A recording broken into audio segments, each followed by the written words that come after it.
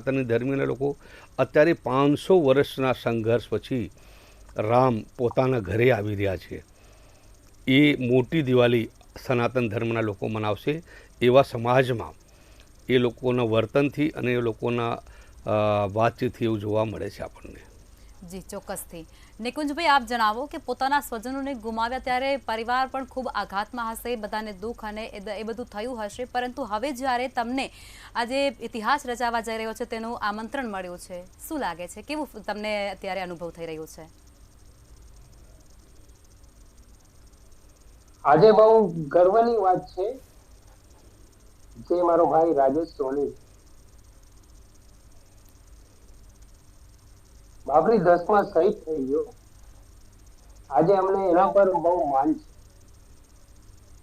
અને ગર્વ થાય છે કે જેને 18 વર્ષની આયુમાં સનાતન ધર્મ માટે, હિન્દુત્વ માટે એને પોતાની જાન આપી। એ બધાને કઈ બતાવ્યું છે એને કે ધર્મ મોટો છે અને ધર્મથી ઉપર કોઈ નથી। જે આજે અમને એના પર ગર્વ છે, તેના સાથે આજે મારું પણ માન વધ્યું છે। જે મને આજે અયોધ્યા 22મીના ભગવાન શ્રી રામના